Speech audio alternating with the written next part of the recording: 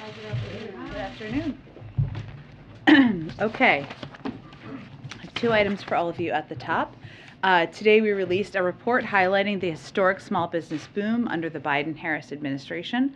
Last year, Americans applied to start 5.4 million new businesses, 20% more than any year on record, and small businesses are creating more jobs than ever before. And it's been particularly strong for entrepreneurs of color. For example, Hispanic entrepreneurs started new businesses in 2021 at the fastest rate in more than a decade, 23% faster than pre-pandemic levels. You heard the president say this today, but this approach is in stark contrast to congressional Republicans' tax plan, which would raise taxes by an average of almost $1,200 on nearly half of small business owners. Not only does President Biden reject congressional Republicans' plans to increase taxes on half of small business owners, he also has an economic strategy to keep the small business boom going, including expanding access to capital, making historic investments in technical assistance programs to help entrepreneurs identify resources, leveraging federal procurement to direct hundreds of billions of dollars in government contracts to small businesses, and leveling the playing field for small business owners to reforming the tax code. Also wanted to note that today the Food and Drug Administration announced two proposed rules, one to prohibit menthol cigarettes and one to prohibit flavored cigars. The rules announced today would enforce regulations related to what stores sell and what companies manufacture and distribute, which is a critical action to prevent children from becoming the next generation of smokers, help adult smokers quit, and significantly reduce tobacco-related health disparities. With that, why don't you kick us off? Hello, I have a few questions about student loan forgiveness. First off, has the president concluded that he has the power to do this unilaterally? And secondly, does he believe that means testing is the correct approach to student loan forgiveness? Well, there's been no conclusion of any process internally yet, but you heard the president talk this morning about his ongoing consideration of how to provide additional relief to many Americans who are still have student loans, even though they have not paid a penny on federal student loans since he took office. And what was the second part of your question? Has he decided if he wants to do means testing? So he has talked in the past about how he doesn't believe that that millionaires and billionaires obviously should benefit, or even people from the highest income. So that's certainly something he would be looking at. So just want to be very clear about the power to do this. He's looking at doing this issue. Yeah. But you're not saying if he's going to send the bill to Congress or if he's actually going to do it himself. Well, we definitely know he has the ability and the legal ability to sign a bill Congress passes. So what we're really talking about is authorities through executive action, which we're continuing to look at and he's continuing to consider. And lastly, what concerns does he have with the growing cost of college? Obviously the cost of college has been rising very quickly. This would reduce borrowers' out-of-pocket costs so they can pay down some of their debt, but what about that cost of the education up front? Well, from the beginning of his administration, and I would say through the course of his career, he has expressed an interest on the increasing cost of college and the barriers that poses to people getting a 2-year or 4-year education. He has taken a number of steps already since he took office to bring down costs for Americans, including bringing down the cost of college. The American Rescue Plan provided nearly $40 billion in higher education relief for colleges and universities, much of which was earmarked for emergency financial aid to help students to make college more affordable for college and for current and future students. He also called for, and Congress passed, a $400 increase in the maximum Pell Grant, the largest increase in over a decade. And additionally, we have now approved the cancellation of more than $18.5 billion in student loan debt for more than 750,000 borrowers. So while he's continuing to consider what executive actions he could take using his own authority, even though if Congress sent him a bill tomorrow, he could sign it, and he would sign it to give $10,000 of student debt relief. He has not hesitated and has also taken additional steps. And the final question, response to Republicans like Senator Romney who say this is a political giveaway to consider canceling student loan debt.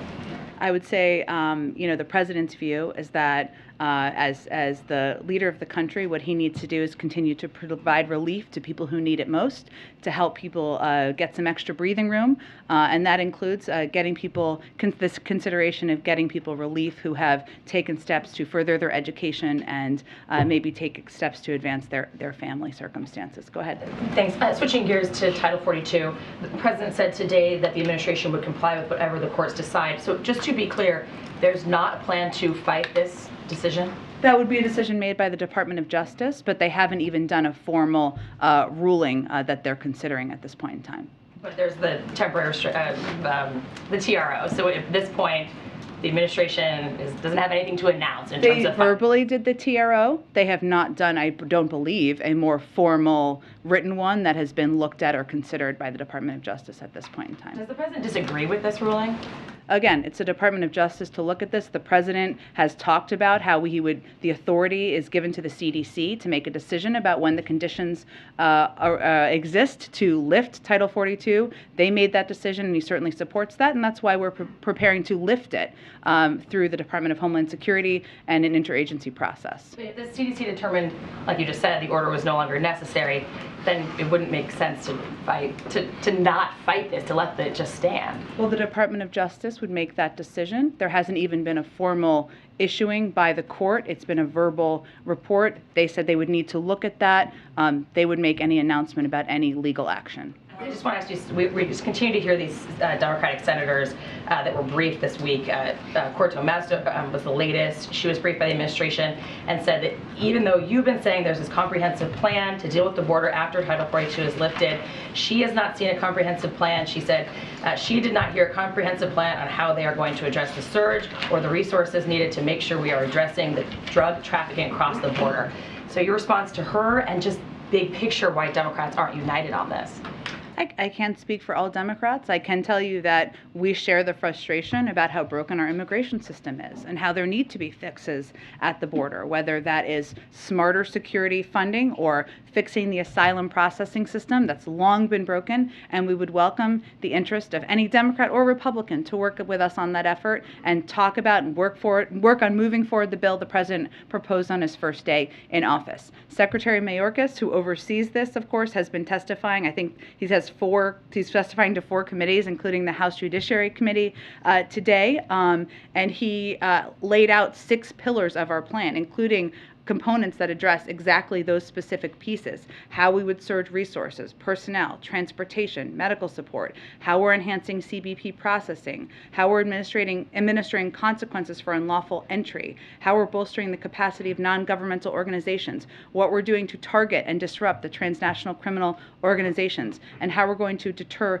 irregular migration. But this is not an immigration policy. This is how we're implementing the lifting of Title 42. So we need a longer-term, more comprehensive immigration reform policy, and we'd welcome any efforts to work with that with members of Congress. Go ahead. Hey, Jen, the request for $33 billion, how quickly do you expect it will move through Congress, and when is the deadline for when you absolutely need it?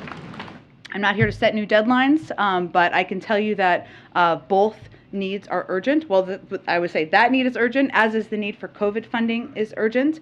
In terms of where we are with spending, just to give you a sense of the money that we've already allocated or already been putting on the ground to the Ukrainians in the form of military assistance. I stumbled through that a little bit.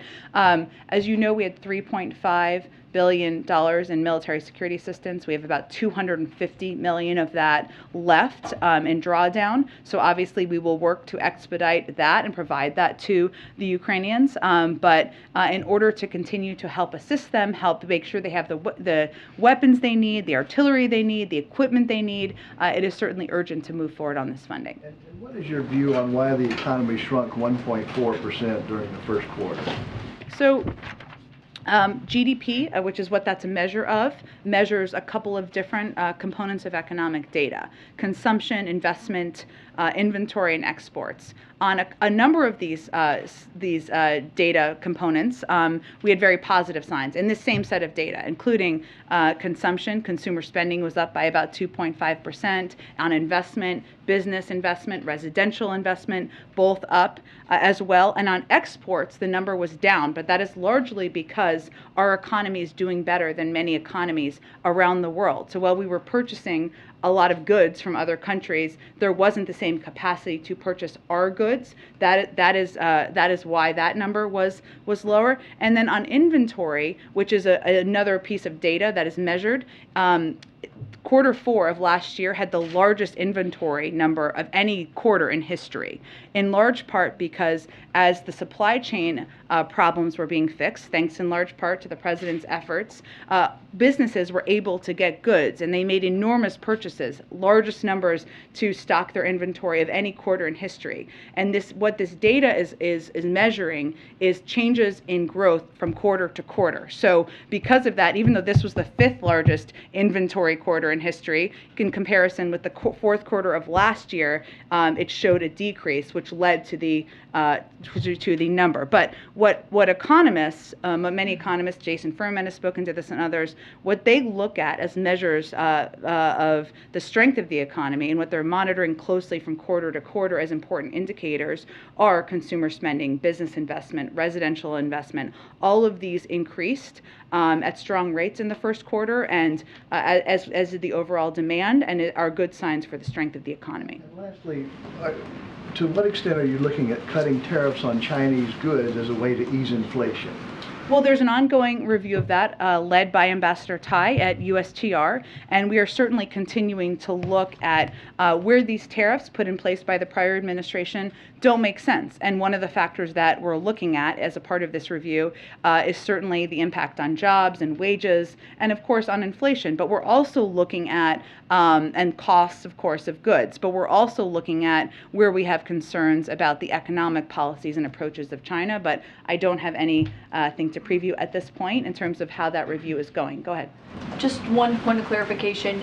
Does the president want this funding for Ukraine tied to the COVID-19 funding? We're not making a predetermination of that from here. We put forward both of these funding requests today because they're both vital, they're both important. We need them both to help the Ukrainians and to help ensure we're continuing our COVID programs here in this country and around the world. But we're not going to predetermine for Congress how they move forward. There's just an urgency in moving them forward. Okay, it was just confusing because in his letter to Congress, he seemed to say he did want it tied to the COVID-19 funding, but he told reporters he didn't care if it was tied to the COVID-19 funding. That was not the intention of how it was written. It was intended just to convey we're putting these both forward today. The White House is not saying that it should be tied to the COVID-19 funding. No, we're saying these are both urgent. We would like to move these forward. We'll work with you to determine how to get that done. Okay, and you said you don't want to put a deadline on when Congress needs to pass and authorize this $33 billion request that the president has made, but how many more weeks can Ukraine go based on what they have so far and based on the drawdown authority that the president still has before you do start to see interruptions in military aid and economic assistance and humanitarian aid? Well, I would say because we have $250 million left. Not very much though, compared to what you're asking. I know. I'm getting to your point. I'm getting to the point here. You know, there's obviously more that's needed, and we want to be able to continue to provide a range of security and military assistance to the Ukrainians. Now, we strategically front-loaded the military and security assistance we were providing a couple of weeks ago, expedited the delivery of it, because we knew that as Russia was repositioning in the east and really changing their strategic approach to focus on the Donbass, they would need that on the front end. So it doesn't mean that it will be exactly the same pace in every week, but certainly there is an urgency to getting this funding done. There has been bipartisan support in the past, and we're certainly looking forward to working with them to get this done as quickly as possible. And it would seem to suggest that there is a timeline, since officials told reporters today, briefing it, that they believe this is enough for Ukraine for the next 5 months to last through the end of the fiscal year, which of course that would start in a few days if you're judging. Well, that's a different question than a timeline for getting the package done. I mean, we did this on a fiscal year basis because that seemed to make sense, of course, and also because we wanted to do it over the long term for planning purposes. But it doesn't mean that the funding would be delivered tomorrow. Obviously, we have to get it through and move it through Congress, and we want to do that as quickly as possible. Go ahead. Thanks, Jen. A quick follow on student loans. Today, the president said that he is not considering the $50,000 figure that some Democrats have pushed for. Is there a range you can provide for what he is considering? Is it more than the 10,000 both of you have mentioned before?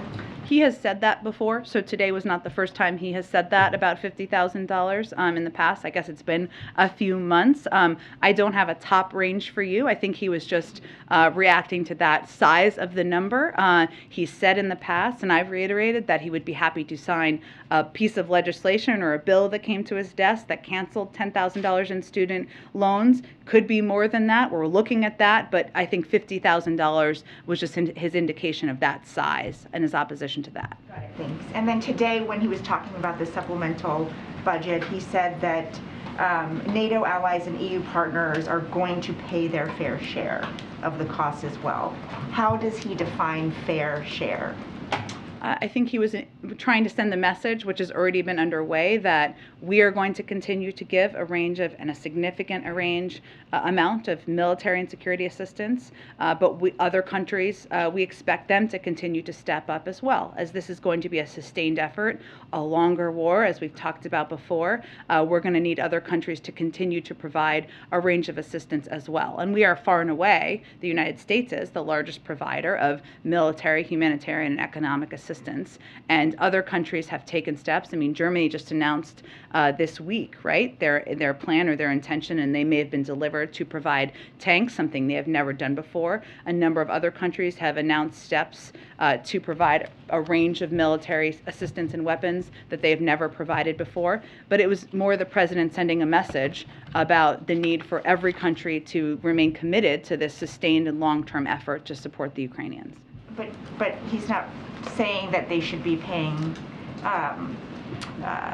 as much as the U.S. in terms of a monetary figure.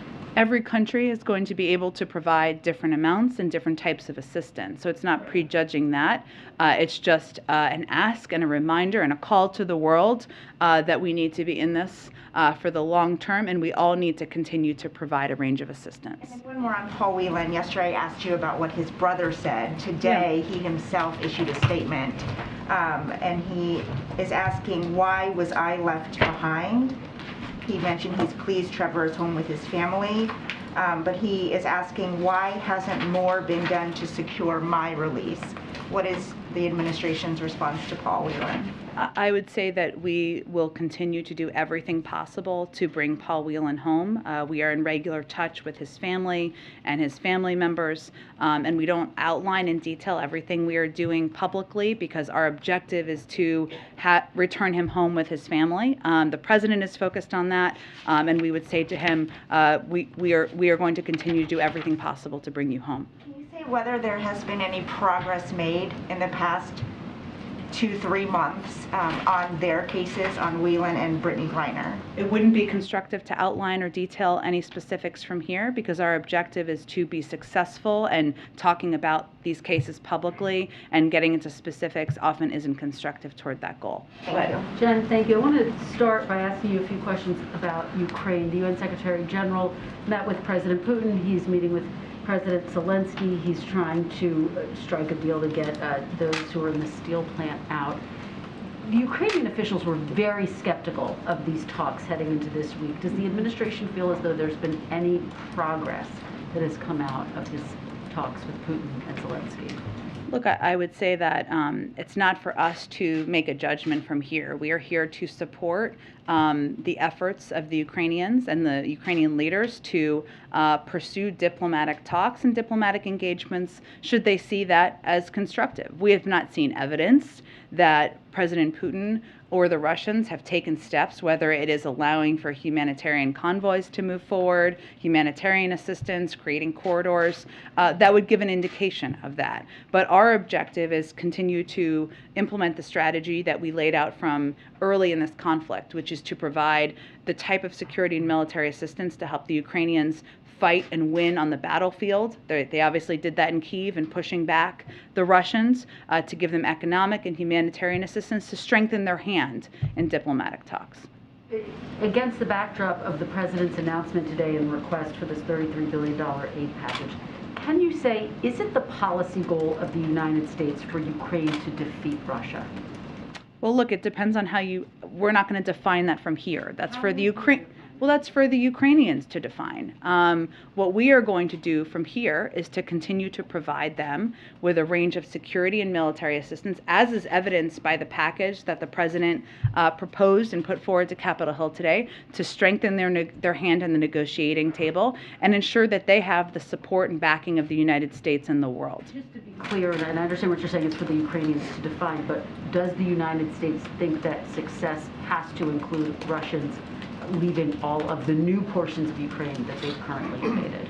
Again, we're not going to define that from here, Kristen. There are a range of negotiations that may happen and may take place, and we're just not going to get ahead of that. Let me ask you about Build Back Better, if I might, or the remains of Build Back Better. Yeah.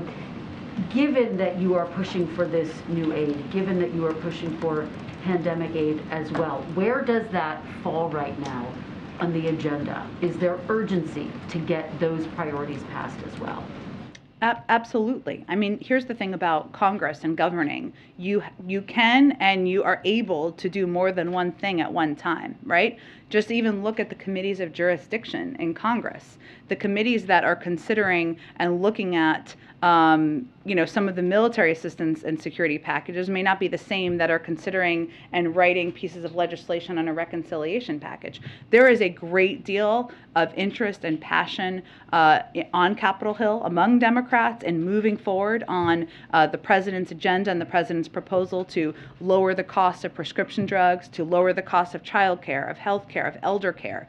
And we're going to continue advocating and fighting for that. In order for it to get done against the backdrop of this election year, do you need to have a deal in place by Memorial Day? That has obviously been floated as a deadline. I'm not here to set new deadlines, Kristen. We know there is interest, there's passion, there's advocacy. We're continuing to do a lot of work behind the scenes, and we're going to continue to fight to get it done. I know you don't want to talk about deadlines, but if you could give us a reality check. The president said today he's going to announce something on student loans in just a few weeks. You had said that there could potentially be an announcement by August, the end of the summer. Realistically, can we expect to hear something from the president in the next few weeks on this? Stay tuned and we'll see. Obviously, we have to continue a policy process. The president will make a decision, and once we have a decision to make, we'll of course announce that. What I was getting at really is the end of August is also the time that the student loan payment deferral, that's the kind of period that it was extended through. So it was more about making a decision before then. Okay, thanks, Jen. We always like to beat timelines here, so go ahead. Thank you, Jen. On student loan debt, Yeah. The Committee for a Responsible Budget has spoken out against this, saying they've done a calculation that canceling $10,000 per borrower would cost $250 billion, $50,000 per borrower would cost $950 billion. What do you say to people sort of in their camp who are concerned that canceling student debt can have an inflationary impact? Well, I haven't looked at all those numbers and what incomes they would apply to, nor has there been a proposal that the president has put out on this front or anything that's passed through Congress.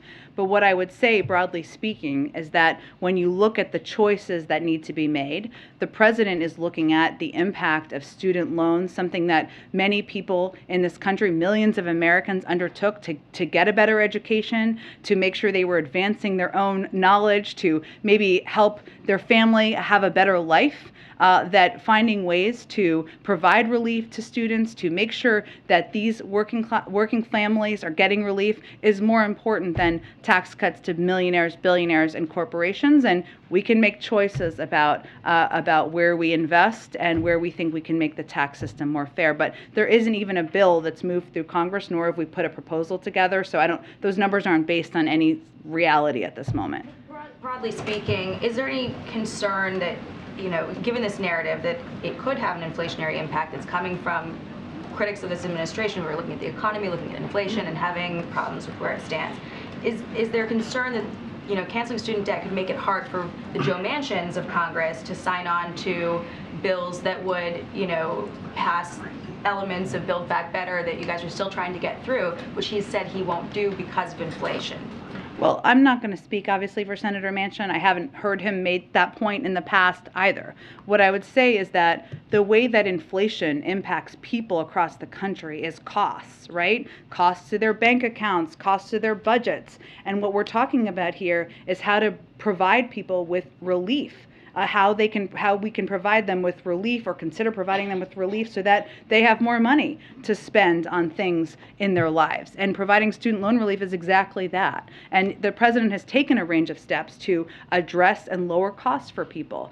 Considering this is one of them. Extending the pause on student loan payments is one of them. But also fixing the family glitch, and the Affordable Care Act is another one of them. So when we talk about inflation, sometimes we talk about it like, a 50,000-foot ivory tower economist might, and really how inflation impacts people is costs and what they're paying out of their pockets. So actually considering this would be helping Americans address exactly that issue. And then on this new report that the Department of Homeland Security is setting up a disinformation governance board to tackle misinformation ahead of the midterms. Secretary Mayorkas said that part of its intention was to tackle misinformation in Hispanic communities especially. Can you give us an idea of what this board is going to be doing, what their authority would look like? Sure, Jackie. I really haven't dug into this exactly. I mean, we of course support this effort, but let me see if I can get more specifics. We know that there has been a range of disinfo out there about a range of topics. I mean, including COVID, for example, and also elections and eligibility, but I will check and see if there's more specifics. There's been some criticism of the person who's been chosen to oversee this board. She had previously called the Hunter Biden laptop a Trump campaign product, seeming to discredit its validity or validity of reporting surrounding that. How can you assuage concerns of people who are looking at this person who's been appointed to this position and wondering if she's going to be able to accurately judge misinformation now that a lot of that reporting has been proven to be factual in some ways? Well, I don't have any comments on the laptop, but what I can tell you is that it sounds like the objective of the board is to prevent disinformation and misinformation from traveling around the country in a range of communities. I'm not sure who opposes that effort, and I don't know who this individual is, so I have no comment on it specifically. Her name is Nina Jankowicz. She also just recently made some polarizing comments about Elon Musk's Twitter purchase. It's just getting some pushback from critics who are saying this person may not be the right choice for a board that is run by the Department of Homeland Security. Can you speak to that at all? I don't have any information about this individual. I can check on more information about the board. Go ahead. How much of the original $13.6 billion for Ukraine has actually been spent at this point? Reporters are still trying to understand the answer to that. Well, I noted a little bit earlier, I think, in preemptive response to this question, that of the $3.5 billion on security, we've spent $3.25 billion of that already, which we have transparently provided regular info to all of you on. In terms of the humanitarian and economic assistance, a lot of it has been allocated to how it would be spent. I can see if we have an update on what has actually gone to ground.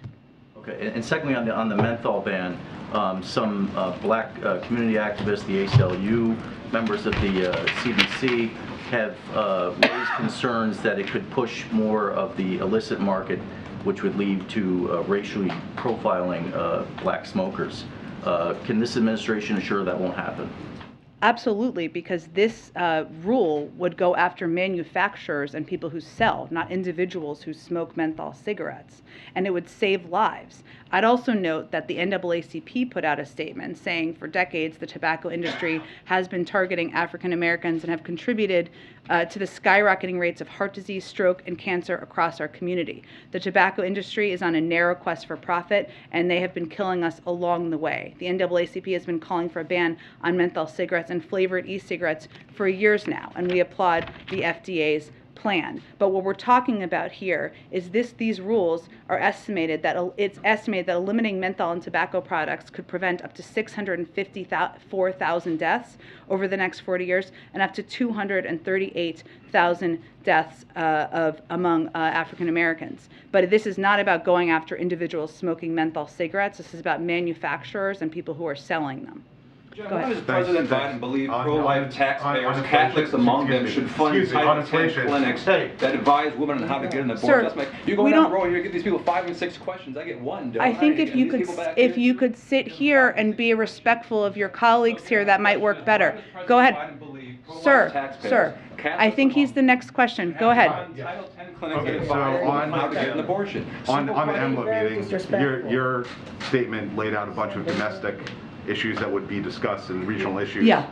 Like economic cooperation, et cetera. I was wondering if the president was planning to raise AMLO's attitude toward Russia and Ukraine. He's been really loath to criticize Russia. He hasn't really joined this international effort. So does the president plan to raise that tomorrow? You know, it's a good question. The primary focus of the meeting, as you outlined, is about kind of getting ahead of the Summit of the Americas, talking about the agenda. Obviously, there's a lot to be discussed as it relates to migration, and this meeting was planned in advance of our long-term planning of the potential lifting of Title 42 as well.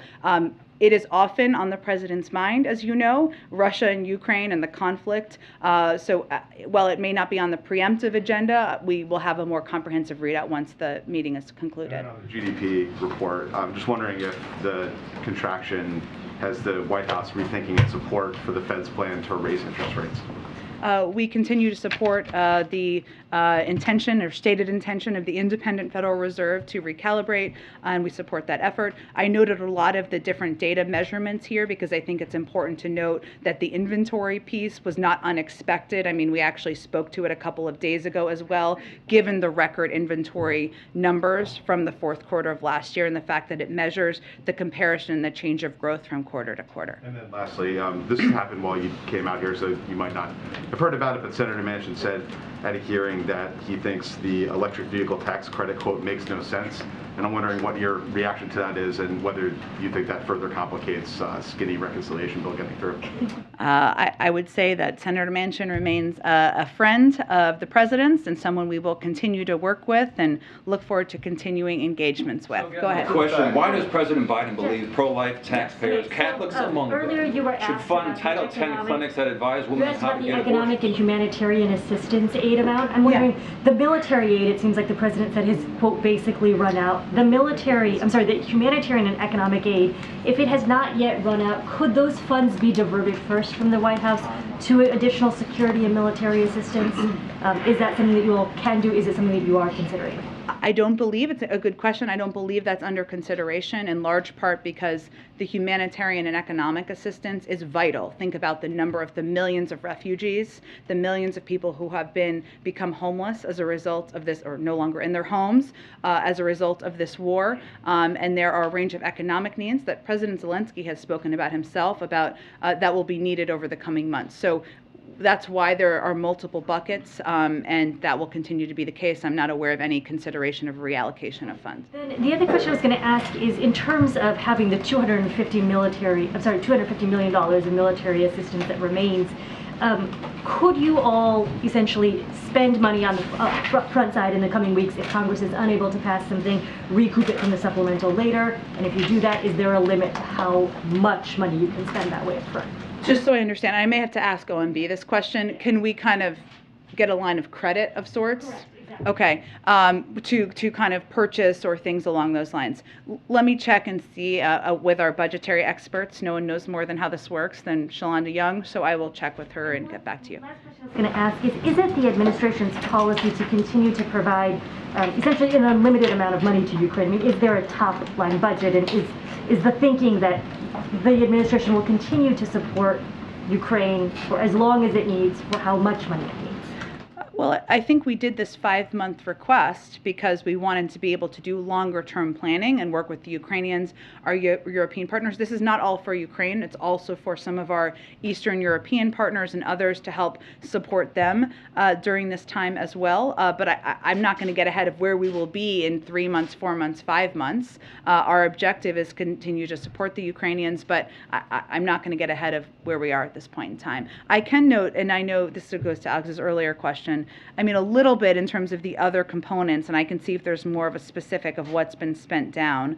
But when it comes to humanitarian, economic, food, and other security assistance, some of that funding is, $1.7 billion to ensure continuity of Ukraine's democratic operations and provide other macroeconomic assistance, hundreds of millions of dollars in food, shelter, and other humanitarian aid to Ukrainians. But we can also see if there's more specifics on where we are with the spend out of it. Go ahead.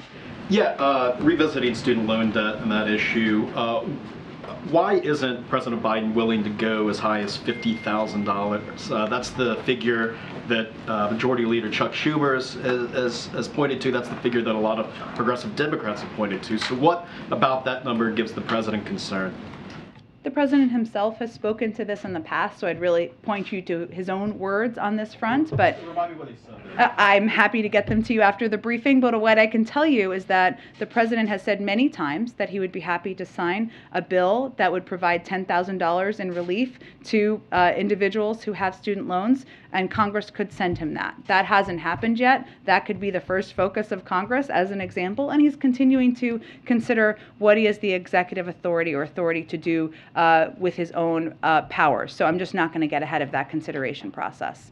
So go ahead. Jen, you mentioned the $33 billion package and how urgent it is. We don't yet really have a timeline on how urgent, you know, if it's weeks or months. Or, can you detail at all sort of the White House strategy behind getting that money secured? The president obviously next week is going to Alabama to tour Lockheed Martin and the Javelins. See Javelins. Javelins being made. That may be one opportunity to draw attention to this. Are there other things that the White House is doing strategically to get that urgency, you know, felt by members of Congress? Look, I think you are going to see a full court press from us on this funding, as well as the COVID funding, which is vital to the continuation of our fight against the pandemic. And you will see that in the form of engagement with members on the Hill and committees. You will see that in the form of our Secretary of State, our Secretary of Defense, and other national security officials speaking publicly, testifying, as many of them are, and speaking to it during testimony. And obviously, you noted the president's visit to the factory, the Lockheed Martin factory, I believe, in Alabama next week. Even the decision today for the president to make the announcement himself instead of doing just a background briefing and providing all of the details to all of you was an effort to talk through the vital need of this assistance, what it would go to, and elevate it to that level. And then is there any effort, I guess, you heard this a little bit from him today, talking about how Ukrainians are giving up their lives, so the money, I guess, is there anything that the White House is doing to address the concern from some Americans that this is an awful lot of money going to a foreign country when we have domestic needs at home? I don't know if there's anything proactively that you guys may do to try to make that case for why this amount of money is needed. Well, I would say that we've also seen an incredibly heartfelt outpouring of support from the American people for the efforts of the United States to lead in standing up to Russian aggression and to stand up in favor and support of the Ukrainians. You know, to the president, this is about American leadership in the world. It's also about standing up for democracy versus autocracy. It's about standing up against one foreign country invading another foreign country. You know, it's about American leadership in the world. So we will continue to articulate that and make that clear. And that is part of the reason why the president also detailed in specificity today what all of this would go to. I mean, some of it, a great deal of it is, of course, to military assistance to fight this war, but there is funding in there, as he noted this morning, for food security and ensuring that we are addressing any food shortages around the world. There's assistance that is going into humanitarian assistance and helping the outflow of refugees, and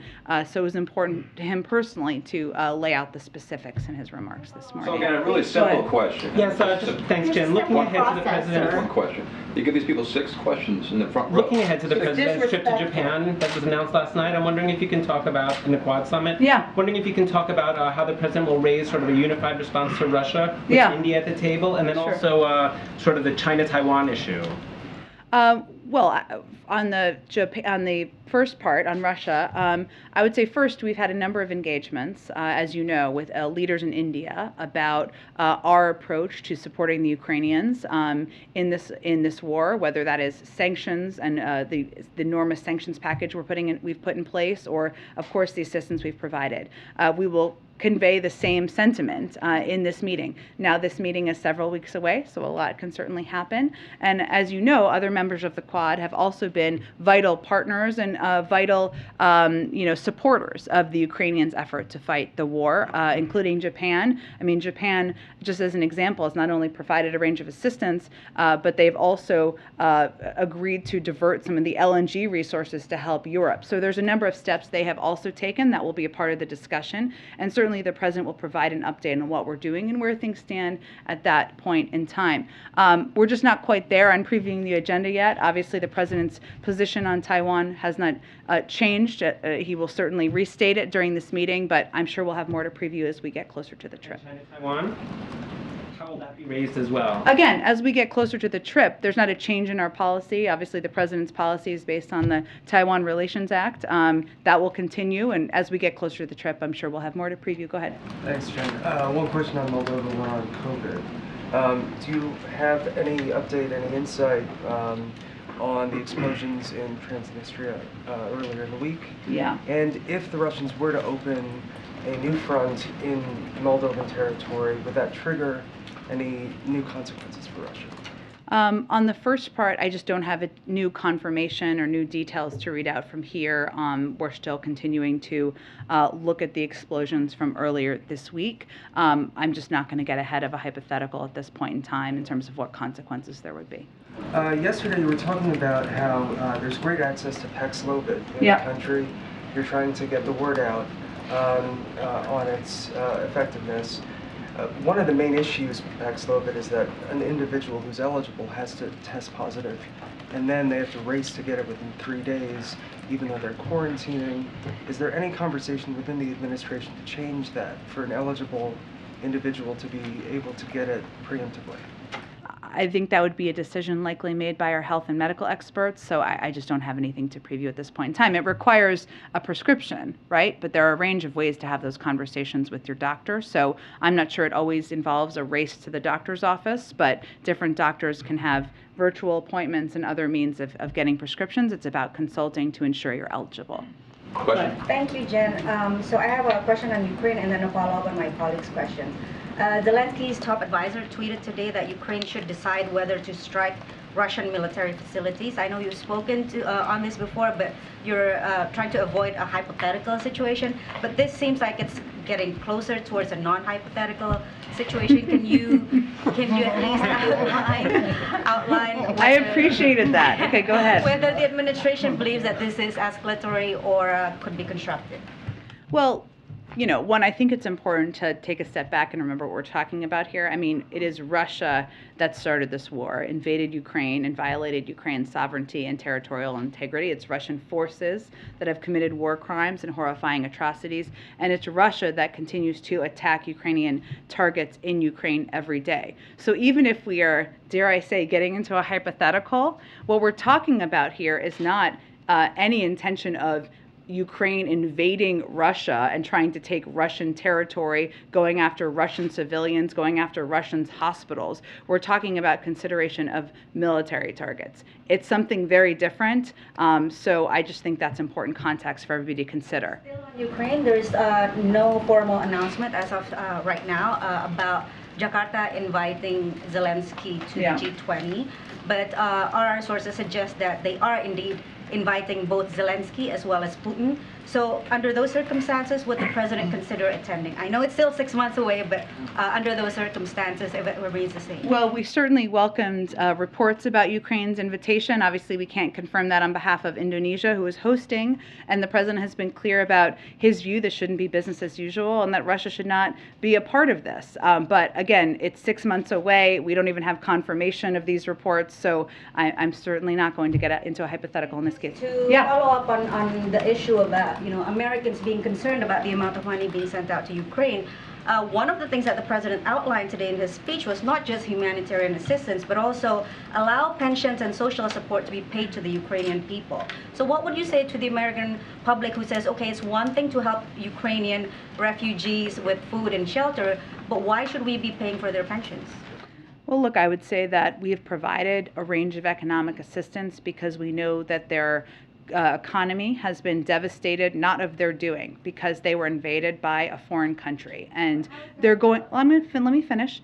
And they are going to need assistance in order to recover. We provide assistance, economic and humanitarian assistance, to a range of countries around the world because that's part of American leadership. And so I would say that's the reasoning for this assistance being proposed in the package. Go ahead. Jen, on Menthol, going back to the opposition in the Black community. I talked to Congresswoman Frederica Wilson today, and she said she's opposing it. She says the president should not only deal with menthol, but ban all instead of just menthol. She feels that it will cause a profiling issue. And she also says this is something that should not be dealt with in the midterms because it will split the Black community. What do you say to that? And are you talking to Frederica Wilson, Al Sharpton, Ben Crump, and others about this very issue? Well, let me try to answer all your questions there. I'm sure you'll let me know if I don't, April, of course. You know, this is a public health decision made by the FDA. And the objective of it was not to address politics or handle politics in one way or another, but to save lives.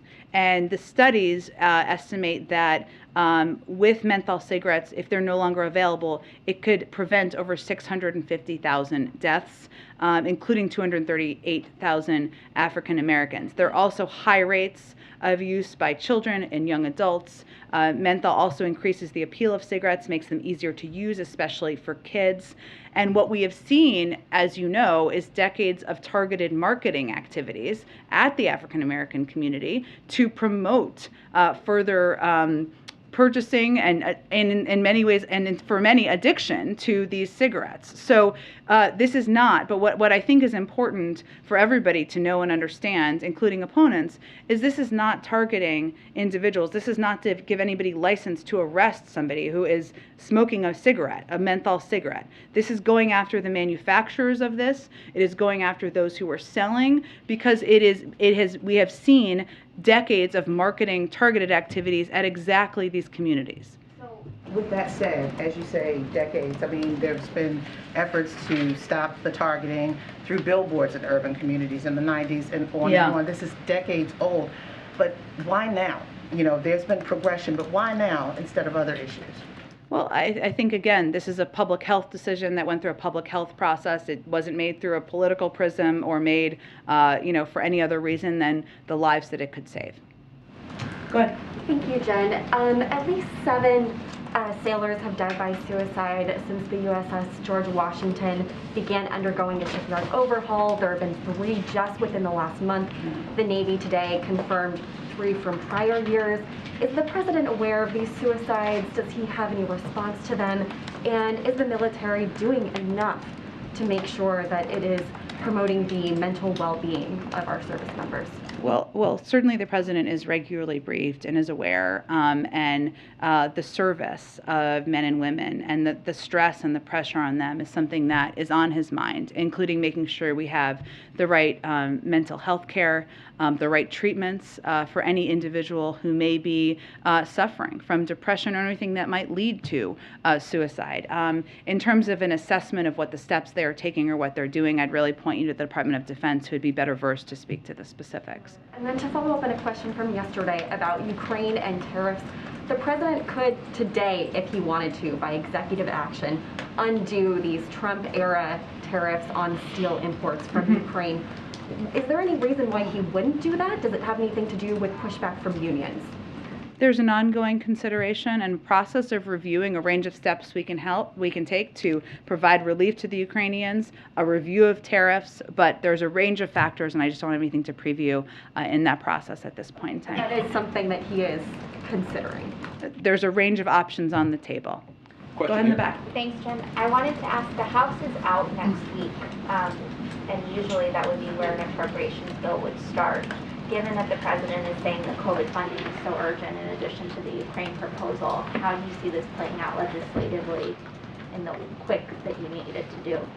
Well, this is something, now that we've put the proposal forward and put it forward and sent it up to the Hill, a lot of the work is happening behind the scenes, engagement with our legislative team, Steve Ricchetti, Louisa Terrell, and this team with leaders on the House side, the Senate side, to move it forward as quickly as possible. But in terms of the legislative mechanics, I'd really point you to leaders on the Hill for specifics on that. And one other question on COVID funding. The Biden administration has been, I don't know, reticent is the right word, to release spending that you've done on COVID tests, the rapid testing program, whether it's how much you spent per test or overall. Is that information that you're planning to make public or planning to provide to the Senate and the House as they consider whether to provide more funding? The testing program in terms of people being able to order free tests? Yeah, the COVID test.gov. What specifically do you think we haven't provided? The amounts that you spent per test or overall per contract? I'm sure if members of Congress or committees are interested in information, we'll have those discussions with them directly. Go ahead. Jen, two questions. My first question is about the security pact between China and the Solomon Islands. Do you have any concerns that China is taking advantage of what's going on in the Pacific because the U.S. is so focused on Ukraine and Russia? I know we have spoken to this a little bit in the past and expressed some concern. At the time, I'll have to talk to our national security team and see if we have any updates on recent developments. And I just have one more question about, President Biden's trip to Asia. Could you confirm reports by some Asian media outlets that are saying that President Biden is going to announce some kind of China strategy during his trip to Korea and Japan? Again, this trip is weeks away, which is a lifetime for us, so we're not quite there yet on previewing specifics of the trip and what it will entail. I'll do the last one, then I got to wrap it up. Jen, thank you. Minnesota Department of Human Rights found that the city of Minneapolis and the MPD engaged in a pattern of practice of racial discrimination. They're working on some dissent decrees, but we know that can take some time. Is there anything that the president can do moving forward? Can we say that the George Floyd Justice and Policing Act seems like it's shelved for now? And has the president seen that report? What's his reaction? I don't have any direct reaction from the president to that report. I can certainly check with him on that. We're still continuing to consider a police reform executive order, as you know. That consideration is underway. It continues to be underway, and the president has every intention of signing one. And of course, we would still love to have bipartisan legislation passed through Congress. We know the anniversary is coming up in just a few weeks, and certainly that's something that remains on the president's mind. Thank you, everyone, so much. Does the president want to force pro-life Americans to pay for abortion referrals, the devout Catholic president?